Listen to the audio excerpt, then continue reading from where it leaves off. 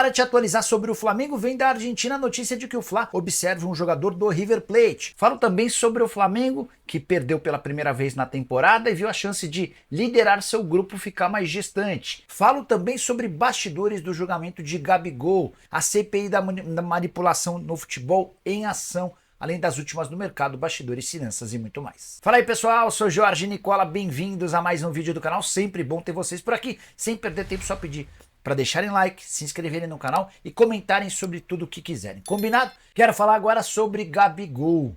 O GE teve acesso à decisão, um relatório de 42 páginas do Tribunal de Justiça Desportiva Antidopagem para punir o Gabigol com 2 anos de suspensão. Você vai lembrar, né? Ele testou negativo no exame que fez, mas foi culpado, atribuíram a ele a culpa por uma tentativa de fraude no processo antidopagem por conta do comportamento do Gabigol, que foi hostil, que foi agressivo, que não seguiu as determinações dos coletores. Mas, de acordo com esse levantamento do GE, depois de ter acesso ao documento, ficou claro que os quatro auditores que votaram de forma contrária, o Gabigol foi punido por 5 votos a favor e 4 contrários. Entre aqueles que votaram de forma contrária à punição do Gabigol, isso se deu porque eles perceberam contradição nos depoimentos dos coletores. Houve coletor que, por exemplo, disse que foi impedido de escoltar o Gabigol, teve outro coletor afirmando que não houve impedimento nenhum. Enfim, diante dessa dessas contradições dos responsáveis pela coleta do exame, 4 dos 9 auditores que votaram decidiram inocentar o Gabigol. Eles não queriam essa punição de 2 anos. Vale a lembrança de que para a próxima semana é aguardada, talvez até nessa semana, nos próximos dias, vamos trabalhar assim, é aguardada uma resposta da Corte Arbitral do Esporte em relação ao pedido de efeito suspensivo. O Gabigol tenta poder voltar a jogar e treinar, enquanto a Corte Arbitral do Esporte, o CAS, não toma uma decisão definitiva. Quero falar agora sobre a CPI da manipulação de resultados aberta, instaurada pelo Senado. Ela decidiu, depois de ouvir o John Textor, convocar Glauber do Amaral Cunha, árbitro do áudio citado pelo John Textor. Só para voltar um pouquinho no tempo, Textor havia afirmado que um árbitro de futebol havia sido gravado falando sobre um esquema de manipulação de resultados. Vou ler para você o que disse esse árbitro, que foi convidado a participar da CPI. O Glauber foi flagrado dizendo o seguinte, abre aspas, eu apitei, entendeu? Deixei de ganhar muito dinheiro também, mas o que eu podia fazer eu fiz. O cavalo passou selado e eu montei nele. Aos 16 minutos dei um pênalti para os caras, entendeu? Aquele pênalti 50%. Eu dei, pênalti de agarra-agarra. Os caras bateram o pênalti na trave. E depois eu fiquei dando tudo para os caras. E a bola não quis entrar. Dei 8 minutos de acréscimo no segundo tempo. Ele conta também outro pedaço dessa gravação, que não conseguiu dar mais pênaltis porque não existiram mais agarra-agarra dentro da área. Essa, para mim, é a primeira constatação, desde que o Textor passou a fazer ameaças e denúncias. Esse, para mim, é o primeiro assunto mais grave. É o primeiro tema mais pesado. Porque se de fato essa gravação for verídica, real, aí está muito claro que houve uma tentativa de um árbitro de manipular o resultado. O problema é que essa atuação do Glauber do Amaral Cunha aconteceu na Série C do Campeonato Brasileiro. Nada que corresponde àquilo que o Textor afirmou de uma manipulação de um esquema para que o Palmeiras se sagrasse campeão brasileiro. Importante contar também que a CPI já convocou Rafael Claus e Daiane Muniz para serem ouvidos, tudo porque constatou-se que eles foram escalados 11 vezes na Série A do Brasileiro de 2023, como se isso fosse um enorme problema. Se há uma relação de bom trabalho entre o árbitro em campo e a árbitra de vídeo, qual o problema deles trabalharem juntos? Enfim. E aí, só para completar essa celeuma, essa bagunça que se transformou o futebol brasileiro, a ANAF, a Associação Nacional dos Árbitros de Futebol, havia sugerido a paralisação do Campeonato Brasileiro. Entre outras coisas, porque há uma série de reivindicações contra o Edinaldo Rodrigues, o presidente da CBF, e o Wilson Seneme. Mas é importante contar que a maioria dos árbitros da Série A não vê a ANAF como representante deles. Há uma outra associação E o pessoal da NAF tá querendo pegar carona nessa história e ganhar um pouquinho de publicidade. Enfim, uma confusão danada. O futebol brasileiro vai de mal a pior. Bora falar agora sobre o Flamengo, que perdeu a primeira partida na temporada. E a derrota pode complicar o rubro-negro na busca pelo primeiro lugar na Libertadores da América. Nessa quarta-feira, jogando em La Paz, na altitude, o Fla perdeu por 2-1 para o Bolívar.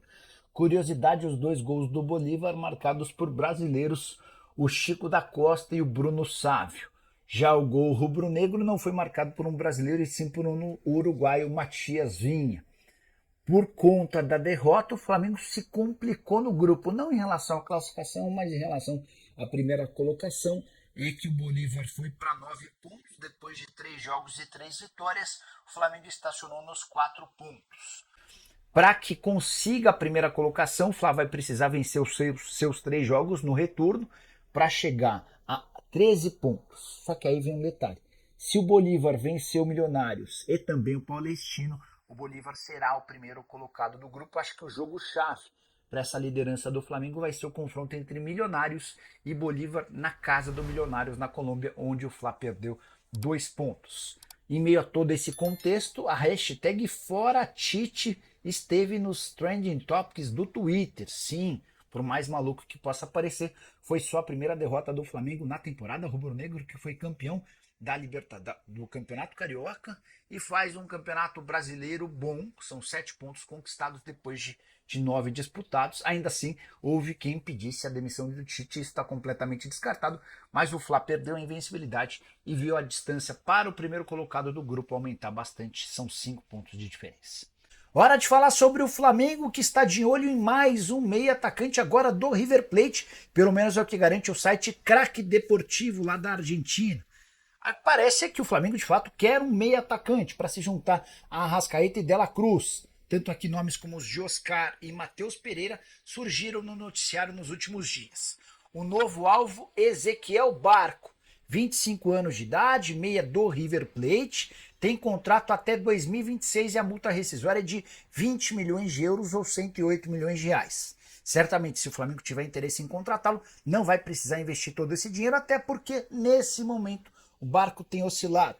Tem sido mais reserva do que titular nas últimas 5 partidas do River Plate. Ele começa no banco e deixa o banco no segundo tempo. Na temporada de 2024 são 19 jogos, nenhum gol e 7 assistências. Caberia no Flamengo? Você conhece o futebol do Barco? Use o espaço para comentários e deixe a sua opinião, tá? O Flamengo se prepara para um confronto crucial neste domingo, 28, quando enfrentará o Botafogo em um aguardado clássico carioca pela 4ª rodada do Campeonato Brasileiro.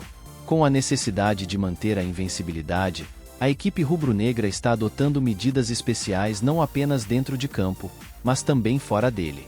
Neste domingo, 28, às 11 horas, horário de Brasília, o Rio de Janeiro será palco de um dos clássicos mais aguardados do Campeonato Brasileiro, com o Flamengo enfrentando o Botafogo pela 4ª rodada. Para esse confronto crucial, que marca o primeiro duelo das equipes no certame, a comissão técnica liderada por Tite está atenta às preparações, buscando otimizar todos os aspectos, inclusive os fora de campo. A ausência de Everton Cebolinha é uma preocupação para a comissão técnica, que, no entanto, conta com um time quase completo para o embate. Mas uma mudança significativa está ocorrendo na preparação do time: a alteração do local de concentração. Tradicionalmente, o Flamengo se concentra no Ninho do Urubu, em Vargem Grande. No entanto, visando uma preparação mais adequada para o clássico e garantindo um descanso maior aos jogadores, a equipe decidiu mudar para um hotel no Leme, na zona sul do Rio de Janeiro. A decisão se deu pela proximidade do novo local com o Maracanã, onde será realizado o jogo. Com apenas 12 quilômetros de distância em comparação aos 40 quilômetros do CT, o clube entende que essa mudança proporcionará aos jogadores uma noite mais tranquila e uma chegada ao estádio mais descansada, fatores essenciais para um desempenho ótimo no clássico. O hotel no Leme será o refúgio da delegação rubro-negra na noite deste sábado, 27, garantindo um ambiente propício para o último preparo antes do aguardado duelo contra o Botafogo. Essa mudança na logística do Flamengo ressalta a importância não apenas do treinamento em campo, mas também dos cuidados com o descanso e a preparação psicológica dos jogadores. Com o objetivo de garantir o melhor desempenho possível, a equipe rubro-negra está adotando medidas que visam otimizar todos os aspectos que envolvem o jogo.